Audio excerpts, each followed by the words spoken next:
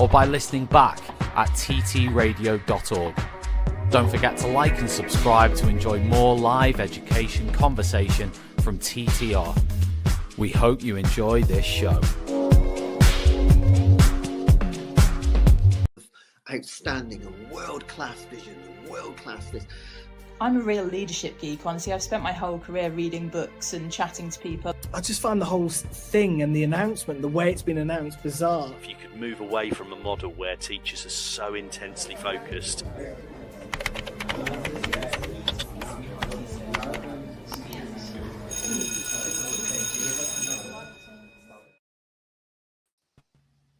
Morning. Morning. Morning. How is everybody? Good? Yes. Good, thank you. Yeah. How are you? Well, we're all back in schools, and that means that we're already thinking, when's the next holiday? Yep. I'm definitely guilty of that. Yeah, people do, don't they? I mean, you feel more tired in the first few days back, particularly after a long holiday, than you do after you've been working for about a month. It's a strange thing, but there you are. Yeah, that's true. I feel like this is the most tiring point of the year for me. And then the second most tiring point, I'd say, is probably that Jan-Feb half term. There's always so many parents' evenings, so many deadlines, and it's a very short amount of time to get everything done. So yeah, I've been really tired. True. Very true. Right.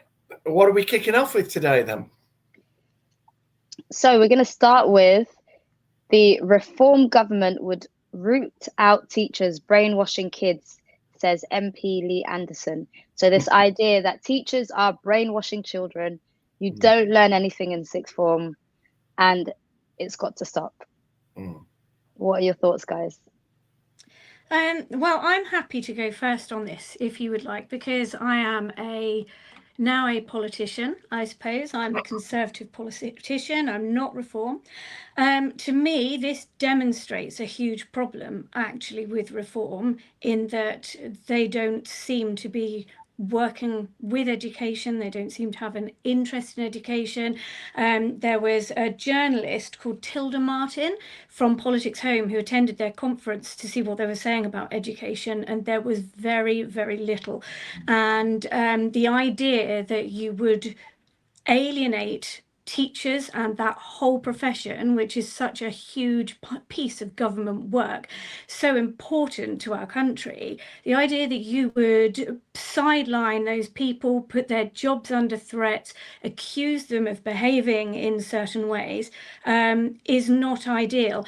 I don't necessarily think that some of their concerns are unfounded. I do think that where schools, teachers are union members generally, and unions are party affiliated, and they're affiliated in a certain direction, and therefore I found when I worked in education that I had to be a lot quieter about my political beliefs, that I didn't sort of share them until I actually became a counsellor, and then obviously I had to. But I felt, and I think there are Conservative teachers or right sort of centre right thinking teachers who would keep very quiet in the profession about their politics, because you don't want to fall out with your colleagues, and people are very passionate about their politics. I think very few teachers indoctrinate, brainwash, all these awful words, but I think it probably comes out without realizing. I remember my son coming home from school on December the 13th, it would have been 2019, and saying, well, Mr. So-and-so wasn't happy today. He said clearly the country doesn't like teachers. That was obviously the day after the election, and that was the view. And it's those inadvertent comments, perhaps, that give that impression to young people that there is a way of thinking.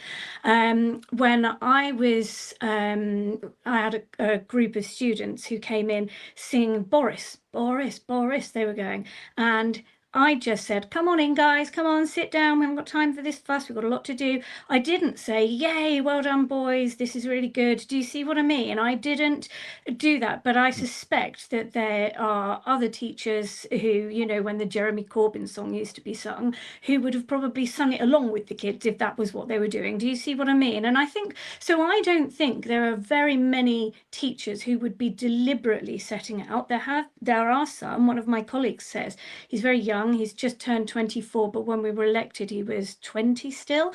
And he said, you know, that when he was at school, they used to have a debating club.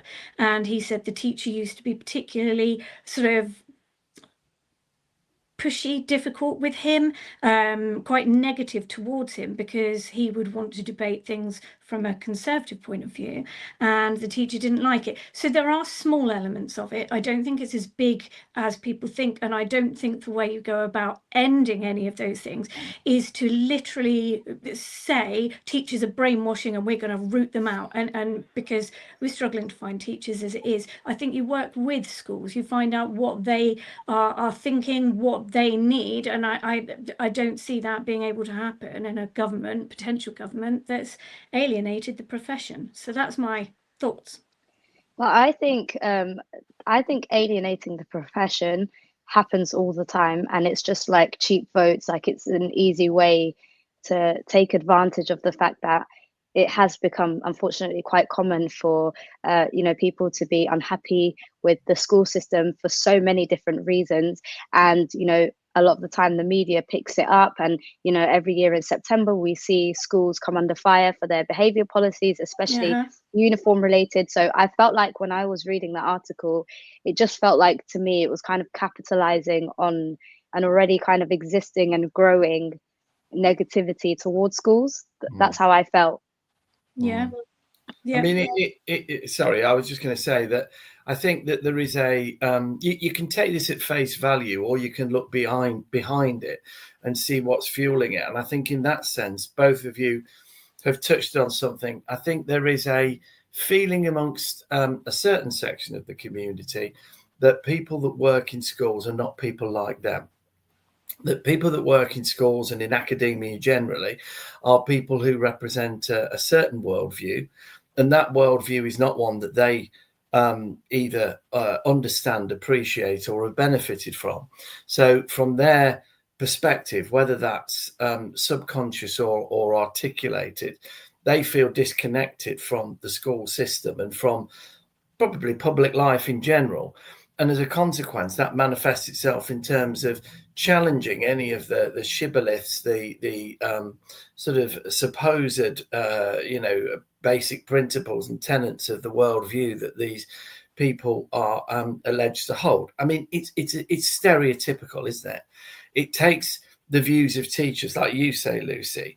It takes the views of teachers and it kind of brushes them all with the same paint, and doesn't recognize that actually there are a great many differences. And yes, there is, I think, a certain strand of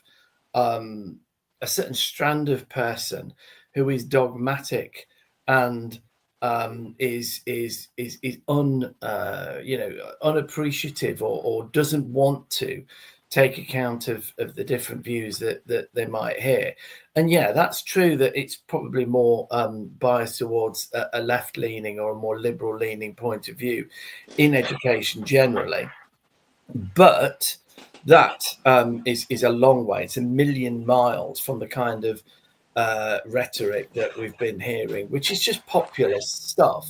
And you can dismiss it as such, can't you? Except if it became real in the sense that it was translated into power in a national then I think they would be dealing with a very different situation.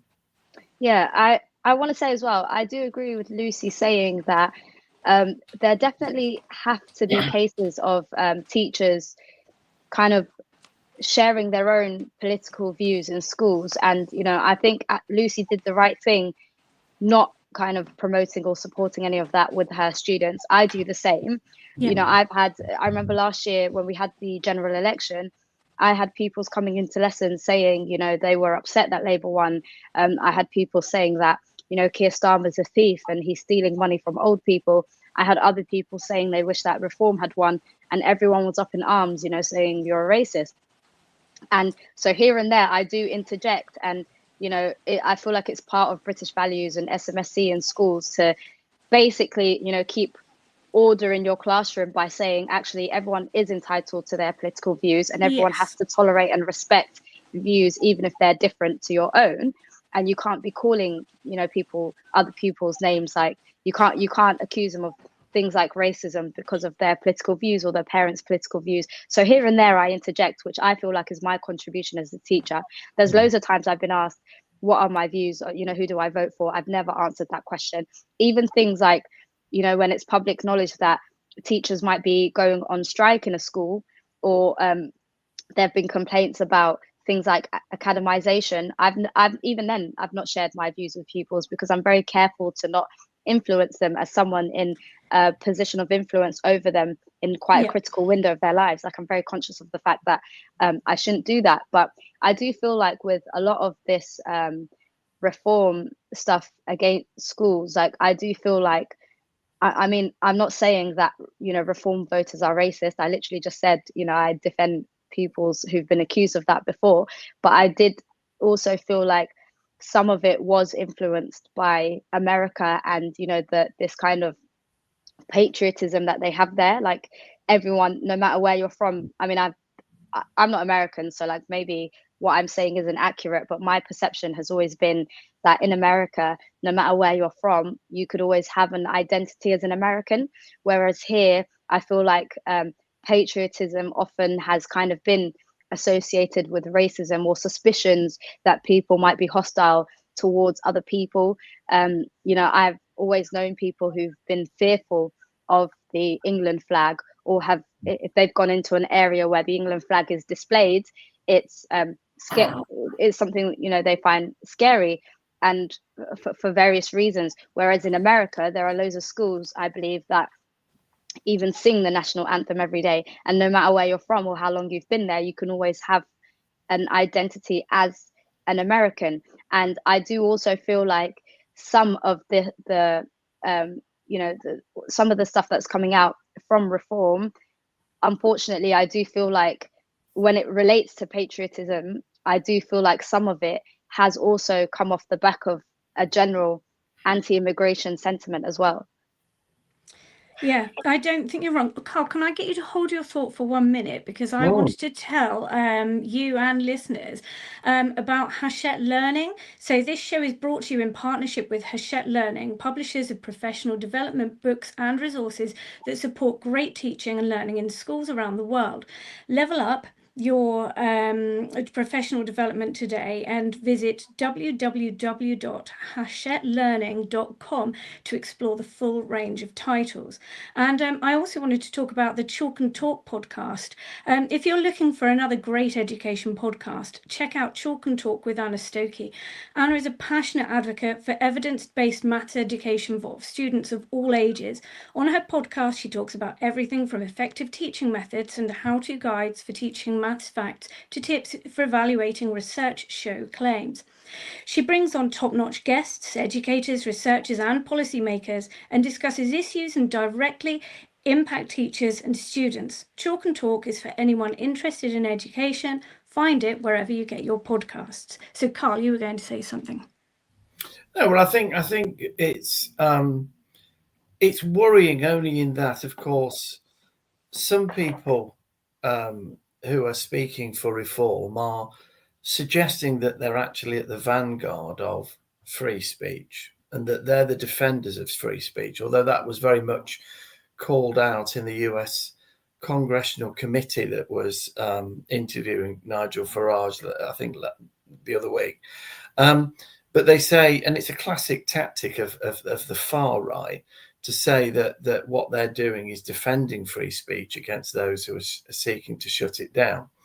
In actual fact, of course, they are completely the opposite. They're the enemies of free speech. And there is more than a whiff in the rhetoric here that if reform were in power, school teachers would be expected to be some kind of propaganda machine or instrument of the government's propaganda machine, and that anybody that were to not follow that line faithfully would find themselves in hot water or worse. And that I do find disturbing, that sort of anti-democratic, anti-liberal, free-thinking. It's of course the reverse. The party that puts the flag at the front of its, sort of parades and so forth, while actually not espousing British values at all, but something quite the reverse. And I do find that quite a disturbing trend. And it comes from frustration, like I say, that people who feel that they're not connected to people who are in positions of authority or educated people. And it's manifested itself in rhetoric over many years, the sort of line, we've had enough of experts and all that kind of language. But ultimately, I do find that it is quite worrying, even though at this stage, it's at a safe distance because it's just talk. But if they do get to power, then I think we're dealing with a whole different set of circumstances. And at that stage, I really would be worried. And I think, I'd feel that I'd have to stand up for something more, overtly, because obviously I don't want my country to become, shut down and free speech to be shut down. I think that would be a very dark day indeed.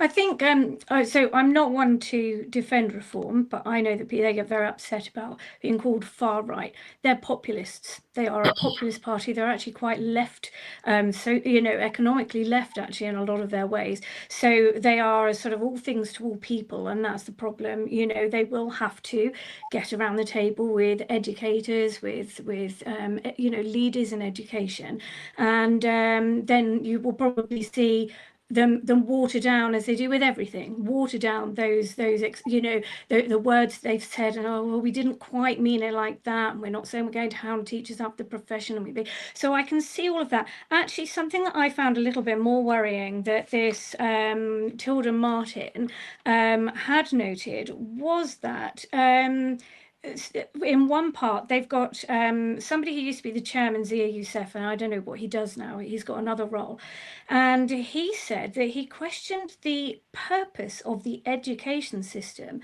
as a result of things like AI. And actually, she said there was no further explanation. And actually, that I found almost more worrying, because like I said, I think they would water down those elements of, we really didn't mean that. We're not, we value our teachers. I can see all of that being said at some point if they were questioned on it. But actually, we know that they're into sort of lots of crypto, and they're very sort of digitally thinking. And that really concerned me, actually. What they thought that wasn't changes will need to be made. It was what was the purpose of the education system, because AI isn't going to stop people needing to learn, and I found that quite concerning. I'm hoping that we'll hear more about it. I think that the issue that we're going to face as well is that we have votes coming in at 16, and that will be at the next election. I'm fairly sure that will be a thing. One of the difficulties I have with that is there's an August birthday.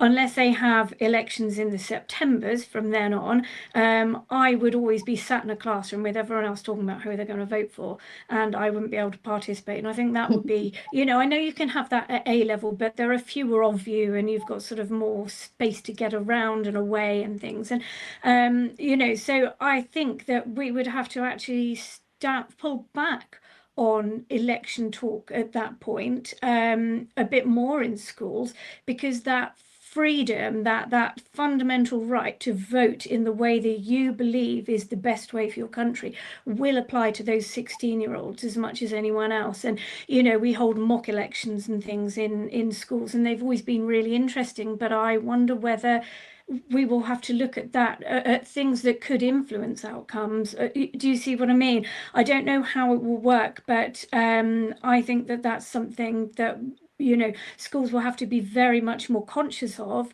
and haven't had to be up until now, because some of those students, some of those children in your classes will be eligible to vote. And how do we avoid that? Because when those kids came in to my class from that time, they were all in year 11, but they weren't going to be able to vote, so it was meaningless. It might not have mattered if I said, oh, well done guys, this is great, because it would be 2 more years, and minds can change. But I think we'll have to be even tighter. I think it's a right for anybody to have that free choice, myself. Yeah. Just listening to you speak there just reminded me of just a couple of silly things. But I always change my mind about what I think about, the voting age being lowered to 16.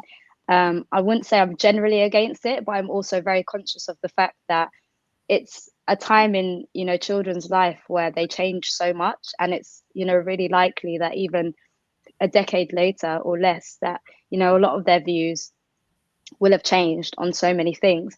And it actually reminds me, this is so silly, I don't know why I'm saying this, but I've got a teenage cousin I'm really close to who's got a massive crush on David Cameron.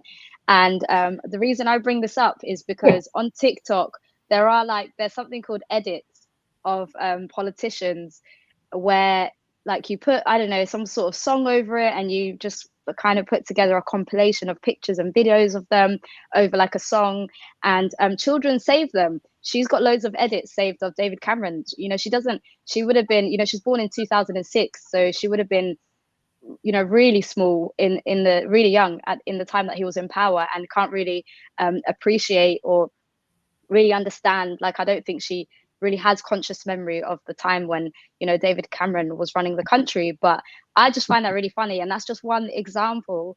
And so, my worry has become, will people just vote for, the people, will children, and I'm not trying to denigrate teenagers. I know there are plenty, who are, credible and, have good opinions that they're entitled to. But I do sometimes feel like social media has definitely really changed the way things are viewed. And I just worry, will voting end up being something just kind of based on, superficial kind of metrics, as opposed to actual policies and things that impact people's lives. But yeah, that was just a random tangent. But what I was also going to say that kind of concerned me about this article was when they said when reform come into power, they're gonna find these teachers, they're gonna root them out and hold them to account, these teachers that are brainwashing children. And I just feel like I don't really believe that schools are free of politics anyway. I definitely would say there are probably teachers or schools that are better than others at avoiding sharing their views with children. I think there are many individual differences, but I just don't feel like schools are free of political views. And so who would decide what is acceptable and what isn't? I just feel like I really struggle with that even now. I've worked in schools in very with very large Muslim populations, and children who've drawn, say, a Palestine flag on their hands, or who've said free Palestine, will receive, well, we've been instructed as teachers in the past to give them the highest level of sanction. But at the same time, there were teachers who were selling or giving out Ukraine pins, and that was totally fine. And so and that's just to say, I just feel like when it comes to politics in schools or views, there are already so many things that happen. And so ironically, I just feel like it would be reform doing the brainwashing and making everybody believe what it is that they want them to believe. And so my concern really relates to who would be held to account. Teachers already have a hard enough time. I don't think it is even that hard to, it's really easy to report a teacher to the TRA. I've even had friends who've been reported to the TRA for not allowing pupils to sit where they want, and it's escalated to parental complaints where they've then contacted the TRA. And obviously I do feel like the TRA are quite reasonable in that they don't take things in those kinds of instances, they don't take things further.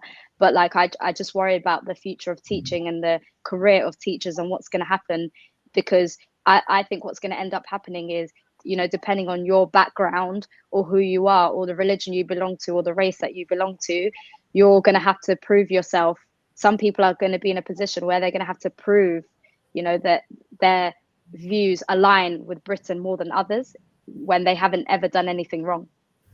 We would become effectively, and I know that Lucy, you say that to a degree, some of the rhetoric might be hyped up, and in practice, it might not be like that. But that isn't the experience, generally speaking, of. And I will use the word far right because, you know, I've been teaching politics for 40 odd years nearly, or studying it. And you know, if it looks like a duck and walks like a duck, then it's more than likely a duck. But in saying that, you know, they would have, if we're to believe any of what they say, they would shut down free speech. They would shut down free debate. And then students and parents would be encouraged to report on teachers, and that's pretty much what we saw in the 30s. That's what we see in China. That's what we see in other regimes where free speech and liberal thinking isn't encouraged. And that isn't British values. That's the antithesis of British values. And I think there'd be an exodus from the profession. I think that many people who are teaching now currently would be extremely uncomfortable with that. And I think that it would be a very dark day for the country if we were to go down that route. Yeah, I don't disagree. I mean, if it did carry on to that conclusion, absolutely. And I'm not saying they won't, because I don't know what they're doing. All I have is an observation that they say stuff, and then very shortly after they say, well, actually, we didn't mean that. We didn't mean it quite like that. What we would actually do is. So I think it's all about grabbing the headlines, and I don't think the detail matters. And I'm not here to talk against them. I'm not here to talk any particular party up. Even in this space, I'm not here to sort of, you know, champion any political viewpoint, but I will champion fairness. And I think it is fair that that we don't influence. Yasmin, you've said that you are very careful not to. I think most teachers are very careful not to. I think that probably they're let down sometimes by some teachers who find it very difficult not to do that, like the teacher with my son's class that time, you know, and he would have been 16, 15, no, he would have been 18 actually. He was in sixth form, and yeah, but he picked up on that. He didn't like it. Do you get what I mean? And you know, so I think that, and also we need to be really careful, because if we were to say, well, what we need to do is really sort of talk down reform, tell the kids why they can't vote for them, like, kids don't listen to their teachers, they don't listen to their parents, they listen to their friends. So actually, in the end, it could do a disservice trying to promote certain thoughts and, you know, sort of dissuade certain ideas from creeping in, which is probably just as much of a reason to not be getting political in the classroom, for those who potentially do, you know. And there are stories, I mean, we do hear of things where, you know, students have been told certain things, you know, you'll get it in the, you know, papers, things like that, you'll see people tweeting about it. You know, my child was told, I mean, the young lad, this young one who's 19 and is running a whole council, and I can't speak for whether he's doing a good job or not, I have no idea. All I know is that I'm 52, I've been a councillor for 6 years, and I wouldn't want to do it just yet, but you know, that's how it goes. And you know, so I'm not here to say whether he's doing a good job or not, but you know, he's 19, he's only just out of school, and I think all of us, when we were 19 and just out of school, were saying how awful school was, and well, they didn't, you know, they didn't teach me properly, I didn't, and so I think that's fairly standard for a young person of that age. So I'm not too offended or upset by his comments on A level, and I think that sometimes everybody loses sight of the purpose of education, which is to teach various subjects to varying standards depending on the age of the student, to ensure that they have the best opportunities to pass exams, to hope that they may pick up that subject and say, this is what I love, this is what I want to carry forward. I mean, that's why teachers teach, isn't it? That's why you go into something and say, I want to teach politics, for example. I love the subject, I want other people to have an understanding and a care for it. Or Yasmin, you're English? Science. Yeah. So you would be, every time a student said, I'm going to carry this on with me, I'm going to do it for A level, you will feel a skip in your heart. That's what education is for. That's the primary purpose of it. And I feel as though we shouldn't detract from that by, sort of bringing in too much political speak into the curriculum. We'll have to tackle, I guess, voting procedures, how it's done. That will all have to be done, but you can keep it factual. Yeah, I mean, I think there is a. I mean, I say in my own school that you can have any opinion you wish, and that's within reason because you can't break the law. No. You can have any opinion you wish as long as it's an informed opinion.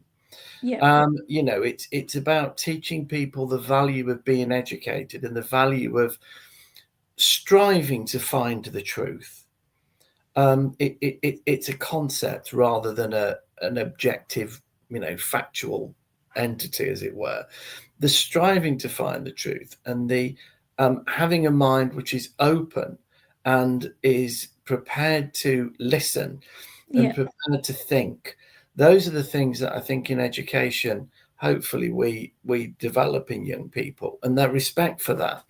That is not what the rhetoric that's coming from reform is seemingly respecting. It's saying no, it's this way, it's our way, it's not another way, and we will look very badly down on anybody that deviates from our way of thinking, and that's got echoes with so many totalitarian regimes around the world, and it's something, thankfully, that this country has been a beacon that others have looked to where those things don't happen.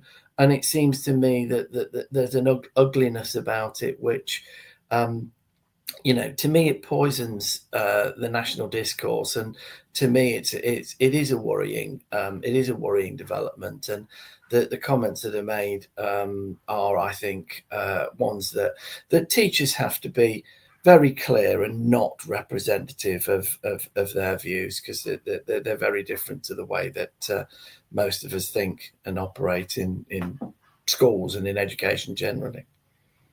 I just want to quickly add, AQA know teachers are real experts in the classroom.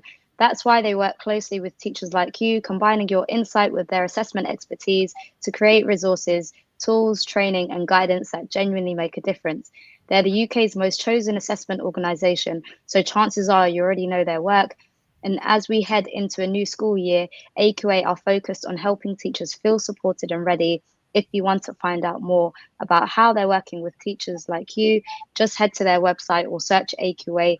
We work with experts. Thank you. I guess it's time to move on, isn't it? To our Yep. next topic. Yeah, sure. So, who's introducing it? I don't know. I'm happy to introduce it. Okay. So there was a report that was released, I believe, by Impetus earlier this week, and the report basically was a study on a sample of year 10 pupils from across different regions with varying levels of attendance. So some were persistently absent, like I think it was maybe below 50%, some were like 50 to 70, some were like 80 to 90. I'm not sure if those are like the exact percentages, but basically a different range of like absence rates.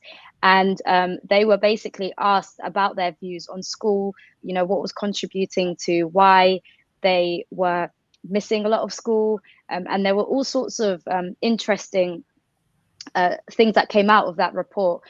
One of which was pupils saying that the pressure to be online is causing them or contributing to them missing a lot of school. So what are your thoughts on that?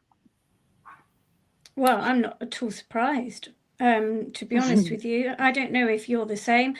I go up to bed, and before I pick up my book, I have a quick look through my phone to see what I missed in the time that I was putting the pets to bed and all of that, going up the stairs, cleaning my teeth. straight into bed, straight onto my phone. And of course, I don't probably have the same. I think younger people have a different brain. They're still developing, so they're probably have less self-control, less able to say, oh, right, really have to stop now, this is ridiculous. There's always the next thing that might be more interesting than the last thing that you were watching or reading. And it doesn't surprise me at all that they feel that pressure. Everything in their lives is online.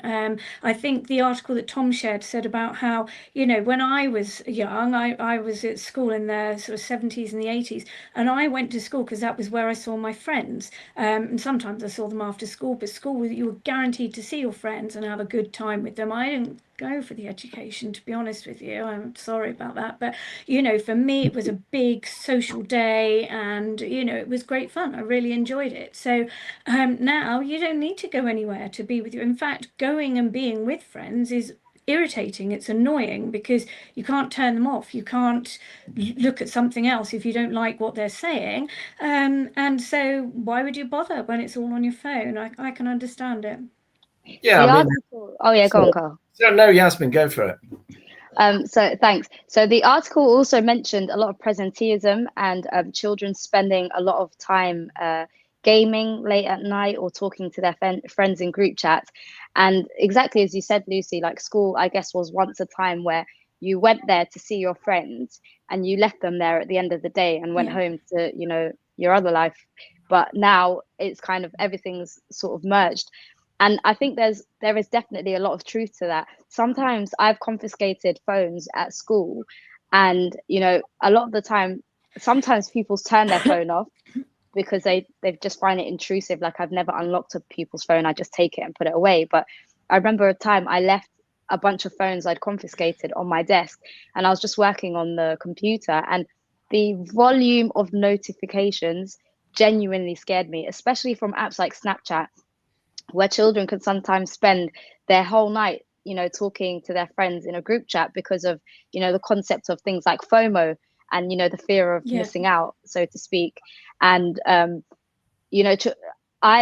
really close. I've got younger siblings, I've got, teenage cousins, and I'm really close to all of them. And I remember times my auntie would intervene and she would, take my younger cousins' phones at night. And I remember, we also have a group chat on Snapchat, and I remember a time we were talking, and one of my cousins said that her younger sister's phone had been taken off her, and all of a sudden she was still in the group chat and everyone was laughing, and it turned out she had an Apple Watch that she'd borrowed and logged into Snapchat on, and even though it was taking her ages to type, she was still there, and my aunt hadn't thought about Apple Watches and the fact that you could still log into social media through them. So I just think parents face a lot of challenges, and if you don't, put your phone on do not disturb, or if you don't develop healthy boundaries, or if there isn't, an adult overseeing that to help you, it can definitely contribute to sleep deprivation. What I often say to my pupils, to sometimes scare them a little bit, but not really, it is kind of true. I often say, you need sleep, because a lot of the time children only hear that they need to sleep so that, they can have a clear mind for studying or for learning. But actually, you need sleep for a lot of things. You need enough rest so that your body can grow. Sometimes I tell pupils, maybe you've got genes for being really, really tall, but maybe you're not going to fulfill, that the height that you're capable of achieving because you're spending so much time awake at night that your brain doesn't have time to build the proteins to help you grow. Things like that here and there. But I think it's a big problem. Children are coming to school really sleep deprived. It's become really normal now for children to drink coffee. I don't think I ever had tried coffee until adulthood. I still don't drink coffee regularly. It's not become a regular part of my diet. Maybe when I'm extremely sleep deprived, I might have a coffee, but otherwise, it's something that I have sporadically. But I teach, 13, 14-year-olds who have like a double shot espresso every day. And I find that really concerning. Yeah, I mean, there's a lot of interesting things that we're touching on here, and they swish around a lot in conversations amongst parents and society generally. And there's been a huge success in the book, The Anxious Generation. I don't know if you've seen that book. Jonathan Haidt, AIDT. The anxious generation is a summation, I think, of the point of view that we have inadvertently seen the emergence of a generation of young people who, in so many ways, are highly anxious and unable to concentrate, and in other ways, not properly functional, because principally, according to Haidt, because of the role of technology. I think, having said all of that, there was an interesting article in the TES this week, and it analysed some of the arguments of the anxious generation thesis, and they don't entirely hold up to scrutiny.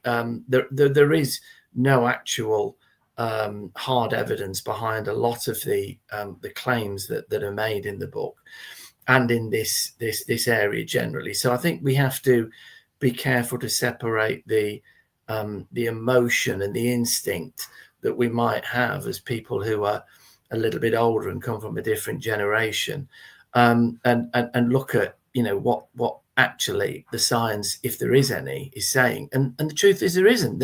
There isn't really an evidence base that's strong enough to be able to make certain clear and confident statements about the effect of technology on young people's minds. One of the things that the article was pointing out is that there is simply no scientific basis for claiming that young people's brains are being rewired by technology, because that's literally and biologically impossible. It's a claim that has no scientific, basis, really. You can't rewire a brain in that sense. However, we are all concerned. And we're concerned because we see every day manifesting in the behaviour of the young people around us things that worry us. And so there's clearly an issue, and clearly we don't feel comfortable with the way things are. And I think there are things that have to be done. I tend to think that on the whole, the issue is not in school. As a head teacher and as a teacher of so many years, I have seen over the last 10 years, certainly as social media and technology has become more and more pervasive, that the issue is out of school rather than in school. But of course, that's an unregulated space. When parenting is good, when parents provide a stable and loving environment, and they're vigilant, and they're aware of the excesses of technology on their children and young people tend to be pretty good at negotiating those dangers. I think, however, when parenting isn't so good, for various reasons, economic pressures, family breakdown, all sorts of other reasons, I think then the dangers become more manifest. And unfortunately, therein is a role for regulation. I think greater regulation is needed at national and international level to push back against some of the more addictive qualities, because these technology companies gamify these things, don't they, in order to make them addictive, just like big food companies make food addictive. So certain high processed food addictive, so that then you keep eating it. It's the same kind of idea, and that's not good, and that needs regulation. And I think that we've been a little bit slow in most Western societies to regulate, and a little bit enthralled to the very powerful interests these companies have behind them, very wealthy interests they have behind them. And I think that's something that instinctively we feel isn't quite right. Yeah, that's quite interesting, because we have this sort of competing pressures at the moment between, in education, we don't have phones out. We don't want students to use phones. I don't know whether it's changed now, even in the time I haven't worked in education for 3 years, but we used to have laptop trolleys, and they would be brought around. And if you were doing a lesson on the computer, then the laptops would be delivered outside the classroom. And I don't know whether that's still the case, but we have been very slow to take up the use of computers and iPads or whatever tablet they might be using in education. But then I was at a policy event yesterday at a conference, and we were talking about how actually young people need to be encouraged to use technology more, and the gains that we can get from it. But of course, if we tell them, well, we really need you to embrace technology in the classroom, but you shouldn't have a smartphone, and you shouldn't have any decisions yourselves. You should only be searching the things we tell you to search, or looking at the sites we tell you to look at. So we're in a very difficult position now, where we have, I think, decisions to make over how we carry technology forward for young people. It's interesting that you say that there's no evidence, or that the studies, there's nothing particularly concluded over the risks of smartphones, I presume, as well, are included in that. But we see it. I think you're right about parenting. I think parenting is really important. When your child comes downstairs, my daughter used to come down and say some outlandish thing that she'd seen, and we would say, right, well, where did you get that from? Have you looked it up? Have you checked it elsewhere? But the difference is that some people don't go and speak to their parents about that. They don't have parents to ask those questions of. And so the better solution would be a blanket ban. But at the same time, as we're telling young people, technology is the way forward, it's the most important thing, you've got to be coding, you've got to be, at the same time we're saying, but we don't think that you should have a smartphone. And so I think there are some circles to square in that, for definite. I think that even though there might not be any evidence, it really feels as though smartphones and access to social media, that easy access to things. I mean, my kids would come downstairs to me and they'd say, Mum, what's this so-and-so mean? And they'd have their phone in their hand. And I'd say, but there's never before been more opportunity to find out anything you want to know, but they don't see it that way. So I'm always looking things up, but young people, it's just a social media tool. And I'm not doing my kids a disservice, they were just kids then. That's what they do. Do you get what I mean? But we're in a really difficult place at the moment, I think, and my personal view is rather unpopular, because I'm not a big fan of banning things, but I think that restricting use for young people, in the same way that we do access to alcohol, to tobacco, to those kind of things, we don't let them drive cars because we see that they're not ready yet, and I think that it needs to be considered under those viewpoints.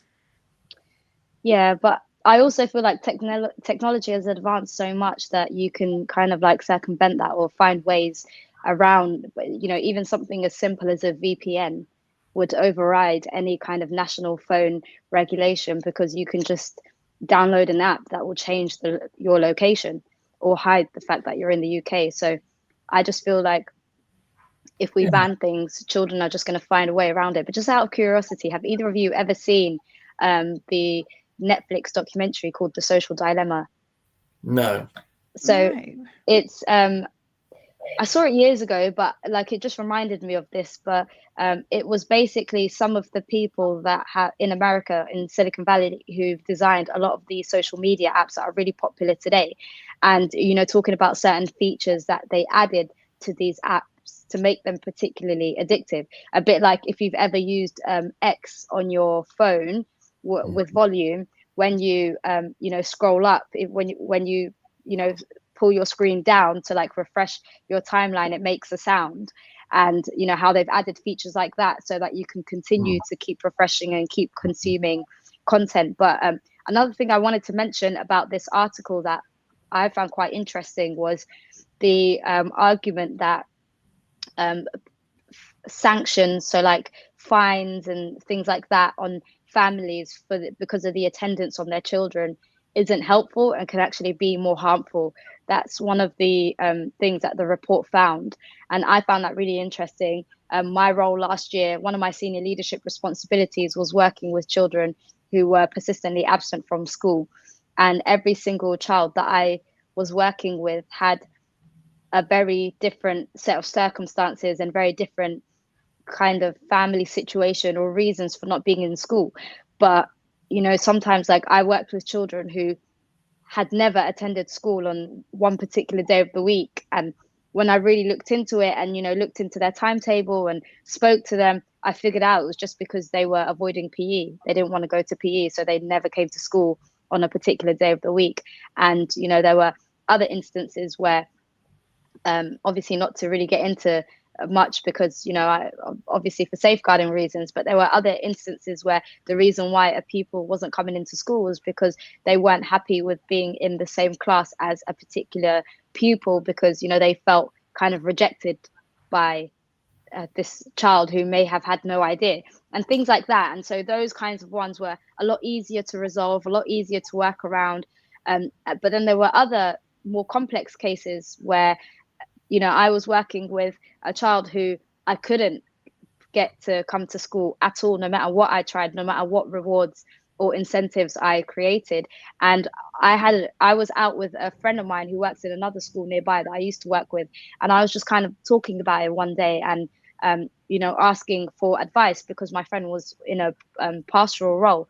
And it turned out that my friend was also experiencing the same, like an identical situation with another child in their year group. And, when I got back to school, it actually transpired. I was having a conversation with the parent, and it turned out they were actually siblings in two different schools and had the exact same behaviors in, 2 different schools, and were both persistent absentees to the point they weren't coming to school at all. And, I just think, I want to ask you guys, what are your thoughts on this idea that fines and sanctions can, or whatever the sanctions are, can actually be more detrimental or harmful to children who are persistently absent? Can I just hold it for 1 second while I talk Sure. to you about Hachette learning? And then, no, it's absolutely brilliant. And then we can answer that question. Yeah. So I just wanted to say to you about Hachette learning, that this show is brought to you in partnership with Hachette Learning, publishers of professional development books and resources that support great teaching and learning in schools around the world. Level up your professional development today and visit www.hachetteLearning.com to explore the full range of titles. So, I mean, in answer to that, the fines, of course, is very difficult, because if you come from a family who don't have much money and can't afford to pay the fines, I don't know what the process would be. You go to court proceedings. I mean, how does that work? I don't know how it would operate. So I couldn't, but what other sanctions are there? I just don't know how we avoid. I don't know what the solution is to persistent absence. What are the reasons? There was something in the article Tom shared where students were actually, it said they make a choice in the morning whether they're going to go to school or not that day, like it was a social event, and they hadn't decided yet whether they wanted to go along to it or not. Do you see what I mean? And I wonder whether those sort of that options-led lifestyle that we have now, where there are so many things that you can pick and choose from, whether COVID will bound to have played a part in it to some extent, making people believe that school isn't so important, we don't have to go, and I don't like this lesson, or I don't like the person in that classroom, or I feel a bit tired today. So I can see how we have come to this space, but it's going to be an awful lot of work, and I don't think we're going to solve it with the current year groups where we're experiencing this. I think it's going to, with so many of the changes that need to be done, they're going to have to be brought in. We're going to have to go back to the old days with those youngest students, and it will work its way up through the system. I don't think you're going to change those year 10, 11, even year 9 students who are making those choices. Carl, what do you think? Well, first of all, Lucy, if you'll forgive me, a shameless plug. My Teachers Talk Radio Friday morning break show this week was exactly on this issue. It was called the Great Vanishing Act. And anybody that's listening to this that wants to hear a little bit more about the whole issue of attendance and how we might tackle it and what's behind it in schools, I do encourage them to go and take a listen at that podcast. But yeah, I mean, one thing isn't new. It isn't new for kids to skip school. It isn't new for some kids to decide that they don't want to go to school at all. These things have been with us as long as schools have been with us. What's new, or new in sort of last sort of few decades, is the huge spike that we've had. And there is some encouraging evidence, and I think you suggested something along these lines, Lucy. There is some encouraging evidence that actually attendance last year, the official figures haven't come out properly, but last year's attendance was a bit better. Persistent absence is still very high. It's 18% of the school population were persistently absent last year. But it was 23% in 21-22. Now, that's still a long way from being right. 18% is a long way from being pre-pandemic, when it was about 10%, but it's a little bit better. So there might be an element of just time and post-pandemic, gradually things working their way through the system to a degree will address some of it. But I don't think we can completely dismiss all the other factors, because there are links, aren't there, with things that we've talked about today. There are links with the compelling demand of technology in people's lives.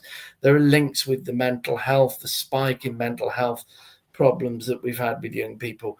There are also links, and I think Bridget Phillipson said this in her comments this week, there are links with poor behavior. There's a kind of continuum, a line, I often think, as a head. If you get a child that is late to lessons, that's the start. Then you go down that line to the next stage would be they start to skip lessons. The next stage from that is they don't come into school at all. The next stage from that is, and so on and so forth. So they're going down that line. And these things are running parallel: poor behavior, poor mental health, a very, poor attitude towards school in general and learning in general. And it does, I think, it has its roots in a wider social malaise, a disconnect.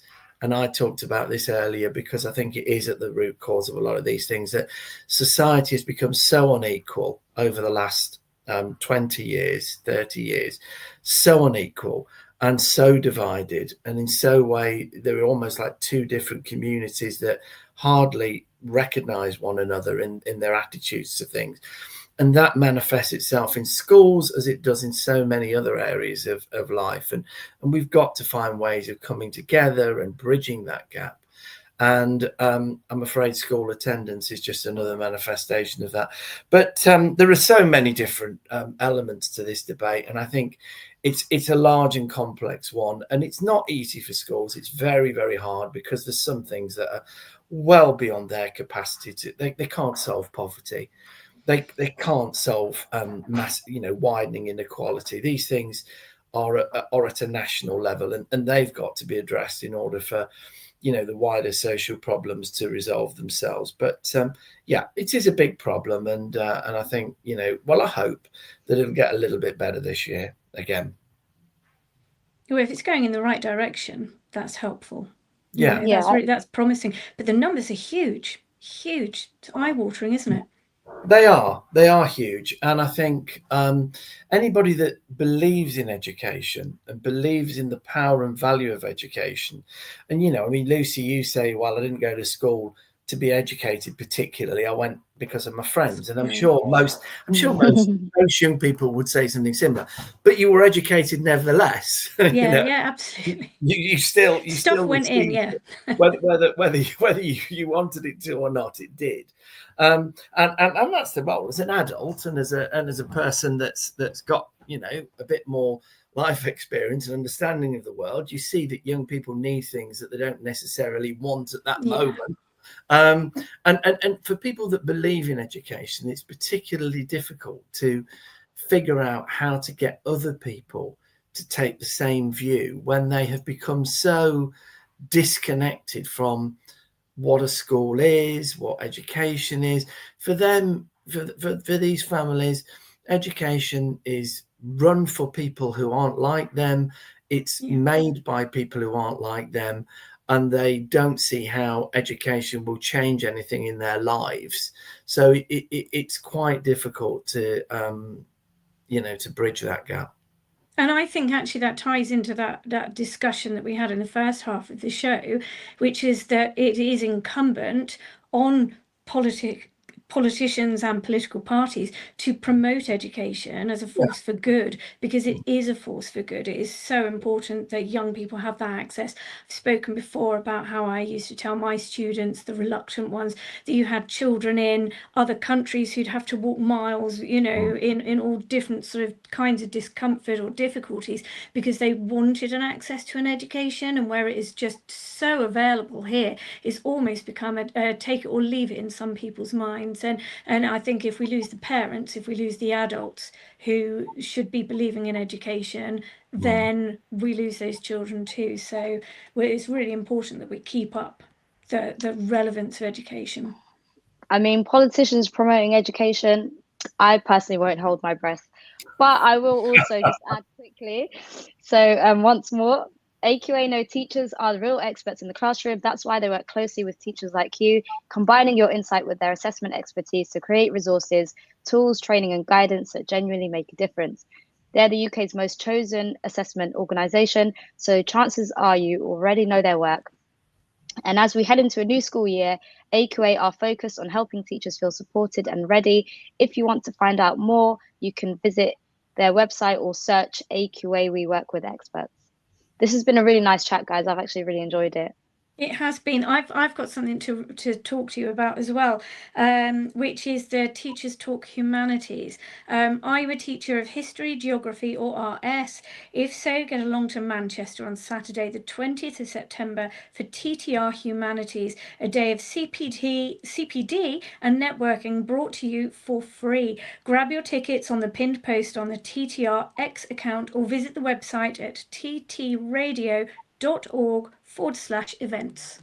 But it has been a really good discussion. I was a bit, it's a difficult one when we stray into politics. For me, I thought this morning, oh gosh, this is going to be awkward.